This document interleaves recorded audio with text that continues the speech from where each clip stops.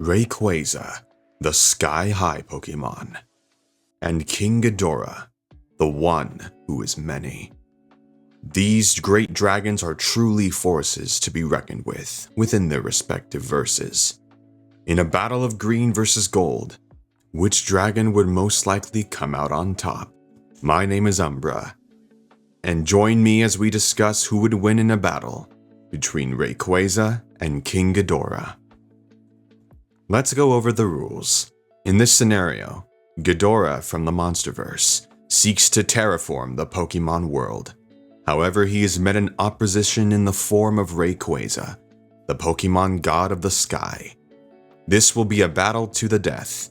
Both will be at full strength and have the intent on completely ending the other's existence. Now let's get into character-specific rules. For Rayquaza, we will not be using game mechanics. This will not be a turn or level-based battle. I will not be limiting Rayquaza's moveset to only 4 moves. However, I will give Rayquaza access to every move that he can learn naturally. As for scaling, I will be using the Pokédex. I will also be pulling feats from the games, the Pokémon manga, as well as the Deoxys movie. For Monster Zero, I will be pulling from the Monsterverse movies, obviously, as well as prequel comics. Now, before we jump into each character's scaling, first I would like to thank you guys. I really didn't expect my first scaling video to actually take off the way it did, and your continuous support up to this point has really inspired me to keep going. So really, from the bottom of my heart, thank you guys. Also, I do want to make another disclaimer. As someone who has grown up with both Godzilla and Pokémon since I was young, I understand how passionate both communities can be, especially when it comes down to someone's favorite iteration of the King of the Monsters, or era, or someone's favorite Pokémon.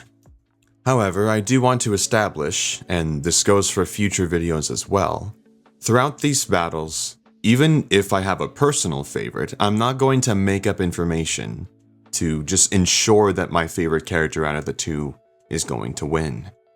It would be disingenuous to each of the characters involved, and that would also be not fair to you guys watching. I am not here to play favorites.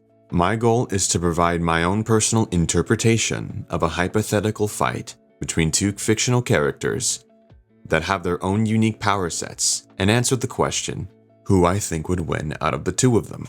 Videos like these should be fun and also informative. And on that note, let's have some fun. When talking about Rayquaza, there's something that needs to be established. Which version of Rayquaza? Well, here's the thing. One of the reasons I am pulling from different media for Rayquaza is because even though there are different iterations of the Sky God, the lore between Pokémon generally stays the same, such as rivalries between Rayquaza and Deoxys, Kyogre and Groudon, even if the Pokémon timeline for each universe is slightly different. Which is why things like the anime and the games, while tied together, aren't necessarily happening at the same time, because they are in fact in different timelines. Let's get into the scaling. Kyogre would upscale both base Groudon and Kyogre. Groudon, according to the Pokédex, was strong enough to raise the continents, which, if we take literally, has been calculated to be a multi-continental feat. Kyogre would scale to this, seeing as he is essentially Groudon's equal. This would make the weather trio at the very least multi-continental. However, we can take their scaling even higher if we compare their primal forms to Rayquaza, who have a dramatic increase in their power. Now, Rayquaza would actually scale above both of their primal forms, since as we see in the games, according to the lore in Pokémon Omega Ruby and Alpha Sapphire, Rayquaza's power was described to be overwhelming for the both of them, even though he was in his base form, meaning that he would upscale from both of their primal forms. So where do these primal forms scale to? Well, according to the decks, and also the games, it's implied that with their power they could life-wipe the Earth, as well as seemingly destroy it, if their power is left unchecked. Not only that, but the primal forms, according to the manga, were implied to be able to destroy the Grand Meteor Delta. A meteor so powerful it would have completely obliterated the entire planet. Now, the Grand Meteor Delta has been calculated to be planet level, to even large planet level. While we don't see the primals destroy the real meteor, they actually destroy another version of the meteor.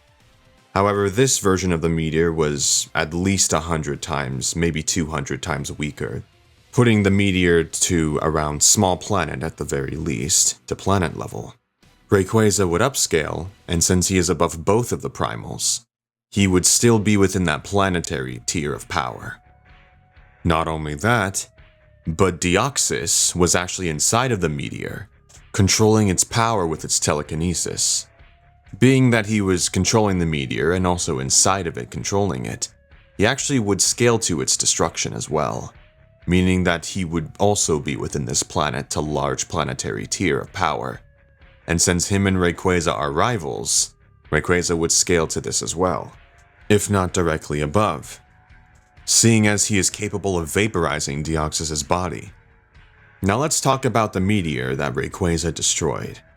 Now, while he was in his mega form, his base would actually scale to this as well, seeing as both Primal Groudon and Kyogre were originally going to be used to destroy it, and with their combined power would be capable of destroying it.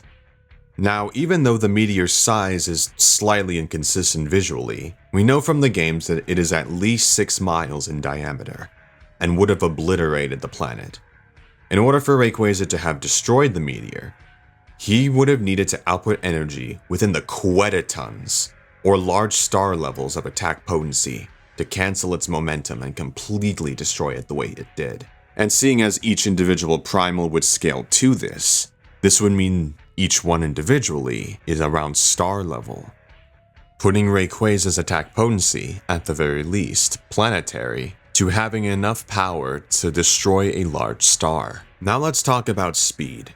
Pokemon are widely considered to be, at the very least, FDL, mainly because with moves such as Solar Beam and Flash Cannon existing, which in their descriptions are described as light. And in the Pokemon world, Pokemon are constantly competing with each other. So them being able to react to these moves, and being FDL in terms of their combat speed and reactions, really isn't too far-fetched. Kyogre and Groudon would obviously scale to this, especially since Groudon itself actually learned Solar Beam, but would also more than likely upscale weaker Pokemon who can move at those speeds. So FTL is a good baseline. However, Rayquaza is much faster than this. Now, going back to Deoxys, Deoxys in lore was not only controlling the Grand Meteor Delta, but had also traveled from the other side of the galaxy to Earth within 10 days while controlling the meteor. Rayquaza would scale to this as he can battle and keep up with Deoxys. Given the distance and the time that it took Deoxys to travel to Earth, this would put his combat speed and reactions at massively faster than light, which Rayquaza at the very least should compare to. Now let's recap. Rayquaza would scale anywhere as low as planetary to large star levels of attack potency in his base form, and is capable of achieving FTL to MFTL speeds. Quite impressive. In terms of abilities, Rayquaza's signature ability is known as Airlock, in which he ignores the effects of the weather, as well as any buffs that the weather can provide in an opponent. On top of this, Rayquaza also possesses a powerful move pool that he can use throughout battle, such as Hyper Beam, Outrage, Dragon Pulse, Hyper Voice, and his signature move, Dragon Ascent. He can also entrap his opponent in tornadoes with moves such as Twister. He can also increase his own speed and attack power with moves such as Dragon Dance, as well as decrease his opponent's defenses with moves such as Scary Face and Crunch. As you can see, Rayquaza is very powerful. Now let's go to Monster Zero. He would scale to and directly above a base Godzilla, so any feat or line of scaling he has, we can upscale Ghidorah. Ghidorah can passively create hurricanes by just existing, which have been calced to be around country level to multi-continental. However, since he is moving each hurricane he creates around him, this would actually be to around moon level. This is consistent since Godzilla can not only go through these storms just fine, but he can easily tank an extinction level asteroid heading towards Earth, which has been calculated to be as low as country level to even moon level. Godzilla's strength doesn't stop there though, as he can use his atomic breath and drill a hole into Hollow Earth. Considering the size of the Monsterverse Earth, and the fact that Godzilla's own atomic breath works on the subatomic level, it means a casual Godzilla could output small planet levels of attack potency at the bare minimum. His power doesn't stop there though, as in his fight with Mechagodzilla, even though he was seemingly outmatched by the mech. It was confirmed that both Godzilla and Kong were only at around half their normal power when fighting Mechagodzilla. It was also stated that Godzilla, at full strength, would have actually beaten Mechagodzilla. Not only that, but Apex had studied Godzilla for a while, more than likely knowing Godzilla was capable of this much power, and they designed Mechagodzilla specifically to combat him. And in their files, it states that the Proton Scream could output over 2,000 times greater than a casual Godzilla. Keep in mind that Godzilla wasn't even using his full power in his fight with Kong. Now, if we use the midball calculation and multiply that by 2,000, we get a large planet result. Keep in mind that a half-strength Godzilla was still able to stalemate Mechagodzilla's Proton Scream, at least for a short span of time. However, it was actually confirmed that if Godzilla was at full power, that he actually would have beaten Mechagodzilla. It is also confirmed that King Ghidorah was actually a planet destroyer. So planetary to large planetary scaling for the Monsterverse is fairly consistent. Now let's get into some higher ends. And for this, we will have to pull from Monarch Legacy of Monsters. I know, it's a kind of a dubious canon. However, it does have a few things we can actually pull from. For example, the energy output of the portals for the Hollow Earth. It was calculated by Godzilla King of the Monsters. Big shout out to him, he's become one of my go-tos in terms of Godzilla scaling, along with Goji Chronic, as well as Viper. Now, Godzilla King of the Monsters had calculated the total output of Hollow Earth, going by what we learned in Legacy of Monsters, for an individual portal. The individual portal being around 15 petatons. To account for the Hollow Earth, that would actually yield 43.3 ronatons, or dwarf star level. And a not full powered GVK Godzilla was compared to the Hollow Earth. And a full power King Ghidorah would likely scale to this, if not directly above. Now, in all honesty, I really wasn't going to include this next part of the scaling.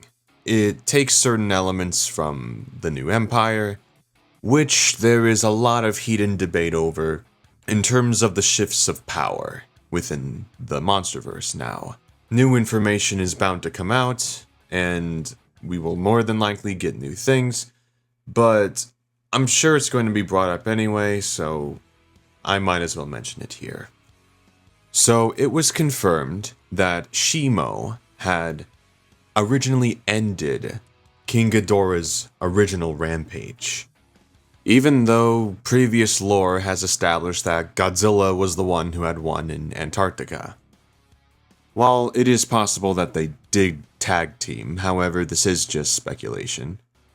If we do go with this knowledge, that along with creature designer Jared Krikevsky's statement of a battle between Ghidorah and Shimo being an even fight, it at least gives us some sort of benchmark for us to use. Shimo doesn't die from a supercharged, evolved Godzilla in GXK, who is not going to explode like his nuke state in Boston, so you could argue that they would at least be of comparable energy. We learned from the film that Godzilla has a 20 times energy capacity, while supercharged, compared to his previous base. So we could multiply the higher end of 43.3 bronatons by 20. We get a result of about nearly 900 bronatons, which is even deeper into the dwarf star scaling. Now as for speed, given the type of radiation that Godzilla's breath is, being described as Chernikov radiation, it actually moves at relativistic to light speed. Now, FTL speeds are actually pretty consistent within the Monsterverse, being as Kong can react to and dodge Godzilla's beam, as well as King Ghidorah, although he did see him charging up. So Ghidorah himself would fall into the speed tier of relativistic to FTL speeds in terms of combat and reactions. So to recap once again, I'm sure that was a lot of information. In terms of attack potency, King Ghidorah would scale from as low as planetary to dwarf star level. And for combat and reaction speeds, he would be reaching the relativistic to outright FTL speeds. Now in terms of abilities, his gravity beams also more than likely work on the subatomic level. He can also fly, has energy absorption as seen from the power plant, as well as absorbing energy from Godzilla. And as previously established, he can passively create storms with just his muscle tendons. He is also not dependent on oxygen, seeing as he was unfazed by the properties of the oxygen destroyer, meaning that he could potentially fight in space, although we have yet to see space battles happen within the Monsterverse. King Ghidorah is a true menace. With all of these abilities, paired with his incredible strength, it is no wonder that King Ghidorah was able to bring imbalance to the Monsterverse with just his very existence.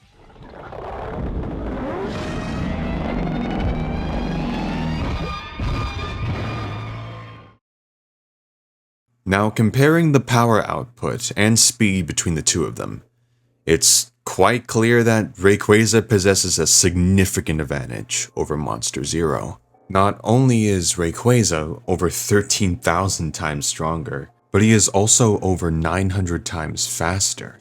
And unfortunately for our three-headed friend, he doesn't seem to stand a chance. Rayquaza is just a whole different beast. But hold on a second. Maybe Ghidorah has something up his sleeve that can, maybe help him. After all, attack potency and speed aren't everything, so maybe he has something that can help him. Well, since Godzilla's own atomic breath and Shimo's ice blast do work on a subatomic level, and Ghidorah likely has the same capability, it is entirely possible that this durability negation could be used on Rayquaza. However, since Pokemon evolution already works on a cellular level, and Mega Evolution as well, and Rayquaza can Mega Evolve at any time, you could argue that this wouldn't really mean anything to him. And even if you don't like that argument, Ghidorah would still need to catch Rayquaza, an opponent so much faster than him that this would likely not even happen in the first place. But wait, could Ghidorah potentially amp himself up?